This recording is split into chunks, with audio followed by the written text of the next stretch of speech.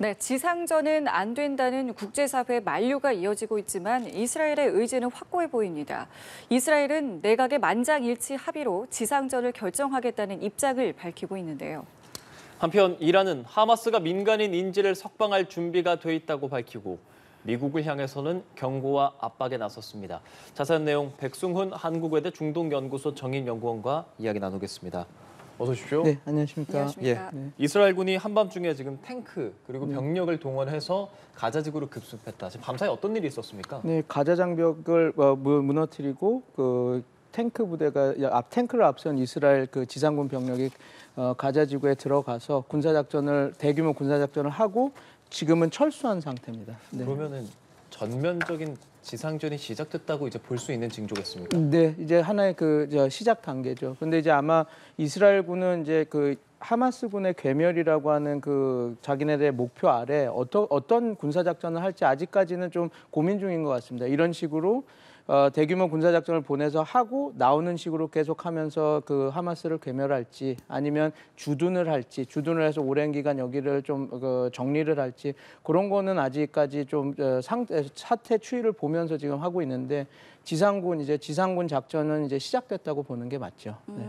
근데 저희가 알기로 지상전을 했을 때 막 대대적으로 시작을 할 줄 알았는데 이게 기습적으로 갔다가 바로 또 철수를 했단 말이에요. 이것도 하나의 전략인 것입니까? 그렇죠. 왜냐면 언론도 이제 여론을 보는 거죠. 국제사회가 어떻게 바라볼 건지도 이제 보는 거고 이제 워낙 자기네들이 어찌됐건 자기네들이 지상군을 투입한다, 작전을 한다라고 얘기했는데 지금 2주 가까이 그냥 초읽기다 이러지 않았습니까? 그러니까 이제 이스라엘 측에서도 우리가 이게 그냥 그 블러핑이 아니라 그냥 허풍이 아니라 우리가 진짜 지상군을 투입할 거다라고 하는 그 메시지를 국제사회에도 또 발신하는 거죠.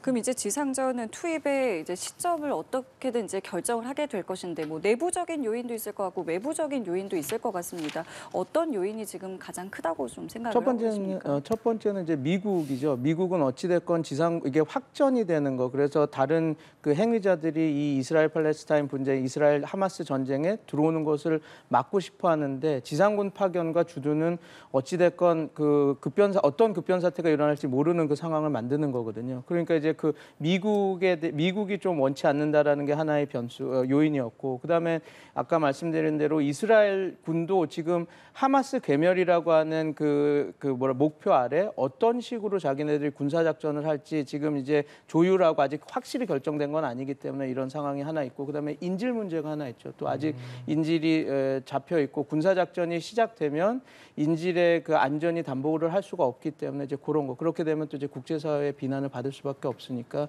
이제 이 세 가지 요인 때문에 지금 이런 것들이 지금 되고 진행 중이죠. 네.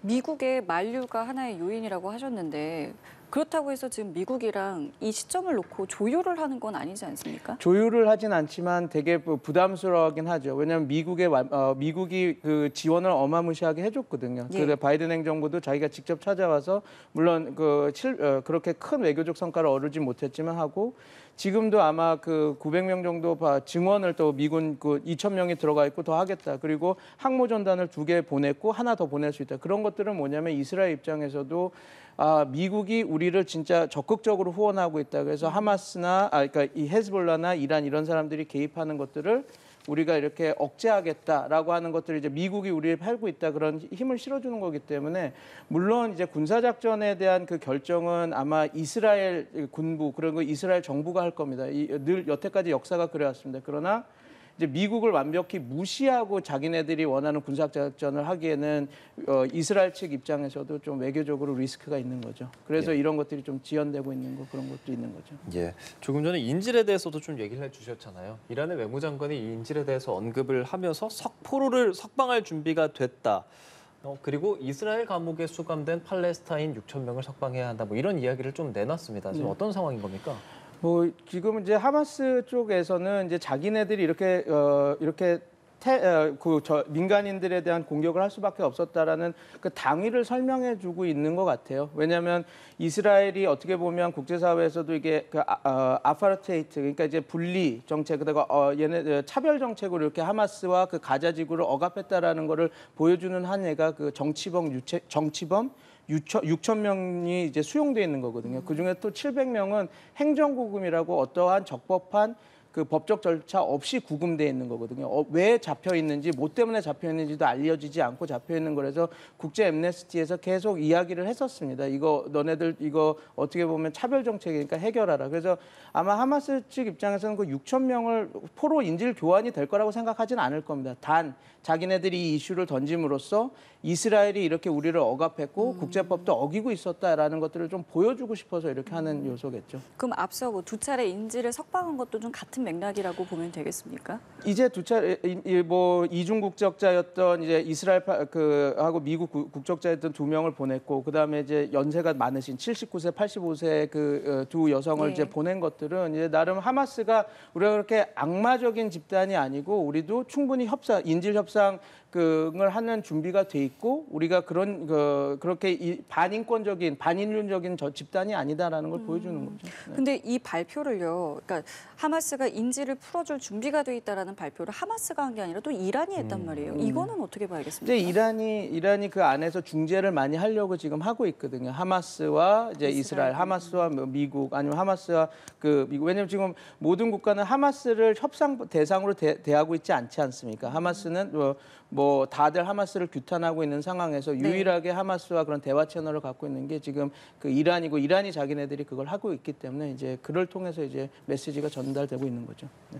예. 예. 또 이란은 미국을 향해서도 이제 비난을 좀 하고 있습니다. 이게 지금 번진다면은 미국도 문제가 될 것이다라고 이제 좀 강력하게 이야기를 하고 있거든요. 네. 이건 좀 어떻게 보고 계십니까? 지금 이제 과거처럼 미국이 그냥 이스라엘이 모든 것을 하게 내버려두면 그래서 이스라엘이 뭐 집속탄이다, 백린탄이나 다양한 그런 뭐라 그럴까요? 국제법에서 그 민간인 거주 지역에 있는 그 지역은 쓰지 말라라고 하는 그 무기까지 사용하면서 오는 것들을 미국이 여태까지는 그냥 이건 자위권 발동이고 자기 안보적인 거라서 특히 얘기를 안 했거든요. 그러니까 이제 그런 것들을 내버려두고 이스라엘이 자기 마음대로 군사작전을 하는 거를 내버려두면 이게 어떻게 확전이 될지 모른다라는 경고를 계속 하는 거죠. 근데 이제 미국 입장에서도 지금 이스라엘한테 계속 얘기하는 거 전적인 후원은 하지만 늘 하는 말이 국제법을 준수해라 이런 얘기를 하고 있거든요. 그러니까 지금 이제 어떻게 보면 이제 그런 식으로 이제 미국과 그 이란이 대화를 지금 하고 있는 거라고 봐도 됩니다. 그러니까 이제 그 단둘이 만나서 얘기하는 것도 있지만 그런 식으로 이제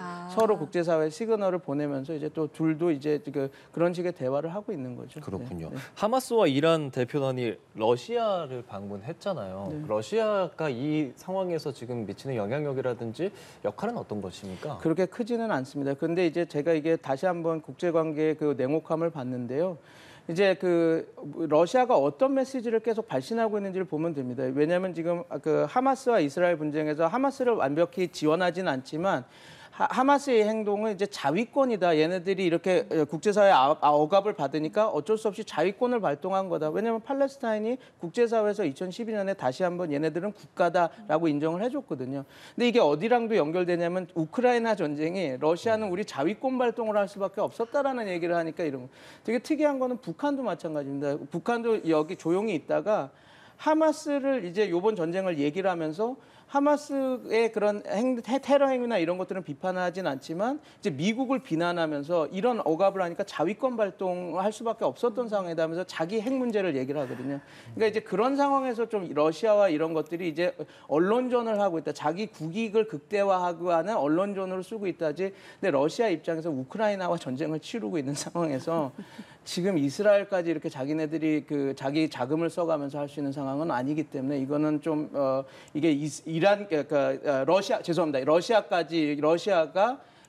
더 확전하고 이스라엘에 이렇게 한다라고 생각하는 거는 조금 뭐라 그럴까 정확한 분석은 아니죠. 네네. 그럼에도 어쨌든 하마스도 러시아를 가고 이란도 가고 이제 팔레스타인 자치정부도 갈 예정이라는 보도가 나오고 있던데 그럼 러시아를 이렇게 방문하고 있는 이유는 뭐라고 생각을 해야 되겠습니까? 러시아 입장에서 여태까지 국제사회에서 완전히 그 왕따가 되고 있었지 않았습니까? 근데 예. 이제 자기네들이 이런 상황을 통해서 어떤 그래도 우리 러시아가 중재자로서 또 국제사회의 그 하나의 그 행위 핵무기자로서 역할들을 하고 있다라는 모습을 보여주고 싶겠죠. 예, 지금 아무래도 인질이 좀 다국적으로 있기 때문에 지금 나오는 러시아나 미국, 이란 외에도 다른 나라들이 이 상황에서 미치는 상황들이나 뭐 내놓고 있는 입장 같은 것들이 좀 있습니까? 이제 그 뭐 태국이나 이제 인질이 있는 국가 정부들은 이제 이스라엘한테 계속 메시지를 전달하고 있는 거는 압니다. 근데 이제 문제는 이게 전시 상황이 돼버리고 이제 이스라엘 입장에서는 이게 자기네들의 안보 문제라고 생각한다면 물론 이제 그 다른 정상들이나 다른 국가의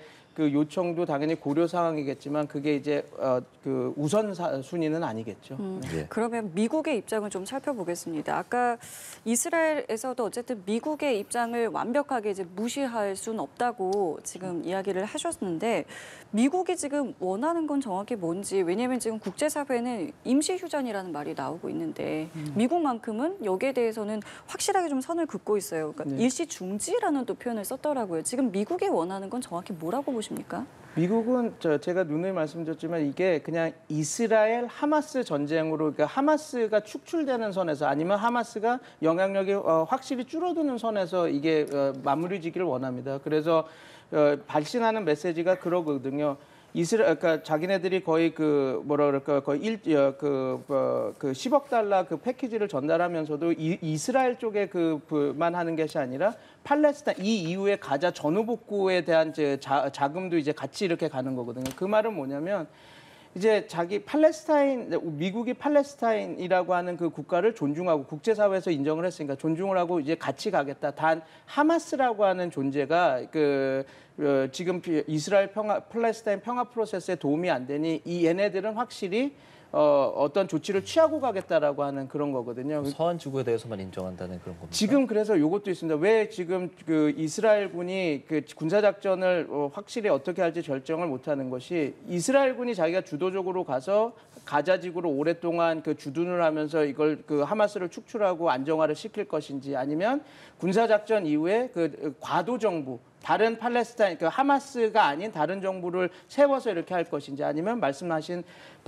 알파타 정부죠. 그러니까 그 아바스 수반이 하고 있는 파타 서한 지구의 그 행정부가 그냥 전체적으로 대표해서 팔레스타인을 대표해서 이렇게 하게 할지 이제 그런 것들도 이제 다양히 지금 고려를 하고 있는 거라서 그렇습니다. 지금 그래서 미국의 정책은 확전은 안 되고 하마스는 축출된 상태에서 이제 그 팔레스타인의 에 대한 그 뭐 국제사회 두 개의 국가론이나 물론 이제 다른 많은 전문가는 형해야 됐다고 하지만 어찌 됐건 과거부터 이야기되었던 그 두 개의 그 해법론 아니면 그 이스라엘 팔레스타인 평화 프로세스를 자기네들이 진행시키려고 하겠죠. 네. 이거는 미국의 입장인 거잖아요. 그렇죠. 그건 미국의 입장인 거죠. 이스라엘이 어디까지 따를지는 또 모를 일인 것이고. 그래서 예. 바이든 행정부의 이런 그 적극적인 외교 정책에 이제 그 소위 말해서 그 워싱턴 정가에서도 너무 그 리스크를 큰 행동을 한 거 아니냐 이렇게까지 다 했는데 이스라엘이 우리의 미국의 입장을 안 들어주고 자기네들의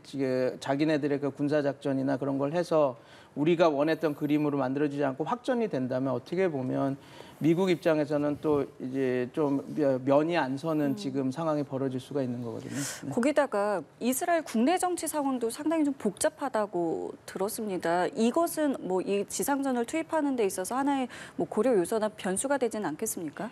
지금 상황에서는 좀 다릅니다. 왜냐하면 원래 이 상황이 터지기 전에는 그 이스라엘이 분열이 돼 있었었는데 이게 어찌 됐건 모든 텔레비전으로 방송으로 이제 저희가 보지 않았습니까? 납치되는 거, 그다음에 그 이스라엘 민간인들이 참혹하게 죽은 사건들, 그리고 1,400명이나 죽었기 때문에 지금은 이스라엘 국민들이 되게 단결을 한 상태거든요. 그래서 그 9.11 사태 이후에 미국이 90% 이상이 우리는 부시 행정부를 지지한다. 그래서 전쟁을 지지한다라고 하는 것처럼 지금은 이스라엘 전 국민들이 이제 좀 이 전쟁, 하마스와 하는 이 전쟁은 지지하는 상황이기 때문에 그 여론이 훨씬 높습니까? 훨씬 높습니다. 지금은 이제 조금 그게 좀 안타까운 일이기도 하죠. 그럼 이스라엘의 선택만이 남겨져 있는 상황인 것이고 지상전을 투입했을 때 가장 큰 이제 변수랄까요? 이제 가장 위험 요소는 이제 민간인에 대한 희생일 것 같습니다. 이 부분에 대한 고려가 충분히 있을 것 같은데 여기에 대해서는 뭐 어떤 대안이나 대책 같은 게 나올 수가 있겠습니까? 없죠. 왜냐하면 이제 이스라엘군도 그걸 아니까 선포를 했지 않습니까? 우리는 너네들 가자 북부 지역에 있는 애들 내려가라고 했다.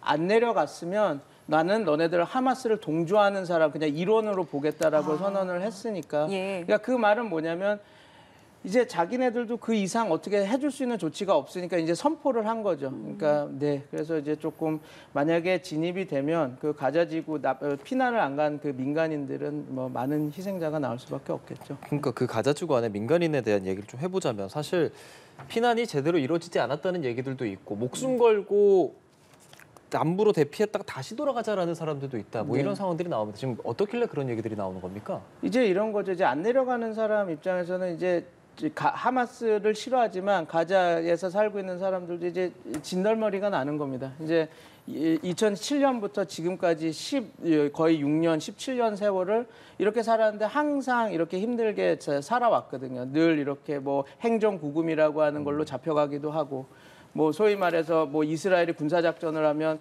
뭐 자기네들은 다 알려줬다 그러는데 갑자기 그 자기 집에 앉아 있는데 전화가 옵니다. 그래서 여기가 군사작전이라서 우리가 곧 폭격이 있을 것 같으니까 20분 안에 나가라 이렇게 얘기를 딱 하면 나가야 되는 겁니다. 그러니까 그런 것들에 대한 그리고 제일 유명한 게 루프 너킹이라는 게 있습니다. 그러니까 어떻게 하냐면 얘네들이 이스라엘이 여기가 군사작전인 걸 알리기 위해서 천장을 두드린다는 거죠. 드론을 해서 큰 폭죽을 터뜨립니다. 그러면 사람들이 그 집에 살고 있는 민간인들은 놀랄 거 아닙니까? 그렇겠죠. 그게 뭐냐면 여기가 우리가 이스라엘이 군사작전을 할 지역이니까 10분, 20분 내에 나가라. 그렇지 않아서 나오는 피해는 네 책임이다. 이런 거에 대한 것들의 억압이 있다 보니까 가자 사람들 중에서는 아니 나는 내 집에서 살 권리가 있다. 나는 여기서 죽더라도 죽겠다라고 하고 하는 것들이 있는 것이죠. 그냥 하마스가 인간 방패를 써서 이 전쟁을 이렇게 이상하게 끌고 간다라고 하는 부분도 일견 있지만 자의적인 것도 네, 있겠네요. 그런 것도 있으니까 우리가 그런 두 부분을 좀 봐야 되겠죠. 그리고 그 안에서 지금 가자 그 국민들이 거기 있는 팔레스타인들이 안 내려가겠다 혹은 피난했던 사람들이 나는 다시 내 집으로 그냥 가겠다 하는 움직임이 나오고 있는 겁니다. 네. 지상전 작전이 완전하게 강하게 시작이 되지 않았음에도 불구하고 좀 있으면 이제 시간은 더 흐를 거고 가자지구 안에서 뭐 연료라든지 물품은 더 계속 부족해질 거란 말이죠.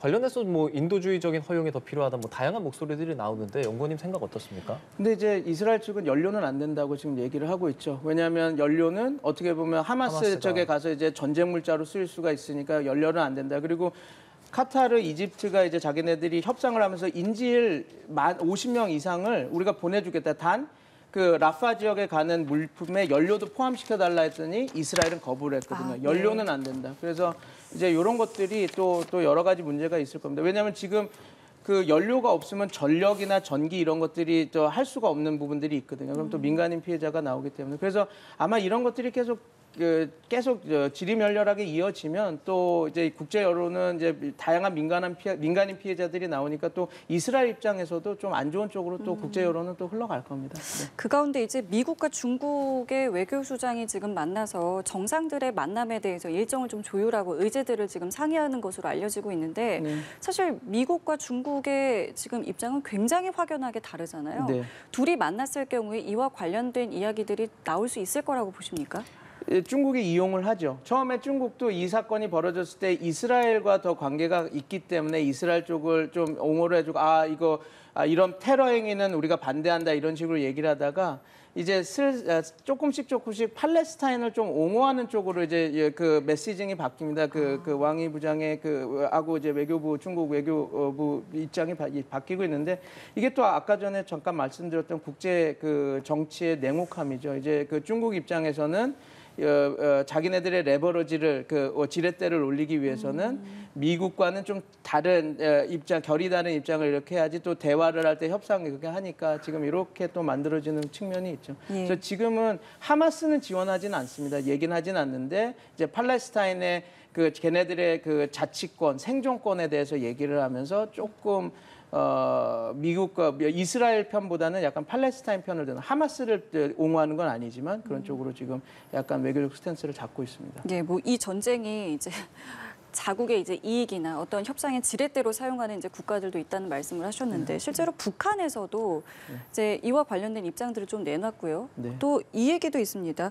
이번에 이제 하마스가 사용한 무기 가운데 일부가 북한산이다라는 이제 이스라엘의 주장이 있는데 설득력이 충분히 있고 가능성도 있다고 보십니까? 근데 이스라엘 군이 얘기했죠. 10%의 그 사용된 무기가 북한제다라고 얘기를 했죠. 근데 예. 이제 그러니까 북한과 직접 거래와 관계가 있어서 하마스에 줬다라는 것은 아직까지는 좀 낮고요. 근데 그게 있습니다. 북한이 시리아, 리비아 그다음에 이제 그 헤즈볼라 이란과 관계가 있거든요. 무기 예. 거래를 하고 했던 거. 그래서 뭐 시리아 전쟁했을 때도 북한이 자기네들 공군 조종사를 보내줘서 시리아 전투기에서 싸우고 그랬던 역사가 다 있거든요. 그래서 아마 그렇게 무기 지원을 북한이 했던 그 국가들 지원했던 무기들이 하마스로 이렇게 흘러갔을 그 확률은 다분히 높습니다. 근데 이제 뭐 북한이 직접적으로 하마스와 채널이 있어서 무기를 팔았다 거기다 건넸다라고 하는 것은 아직까지는 확실한 그런 증거가 없어서 얘기하기는 어렵고요. 근데 다분히 북한 무기가 쌓였을 거는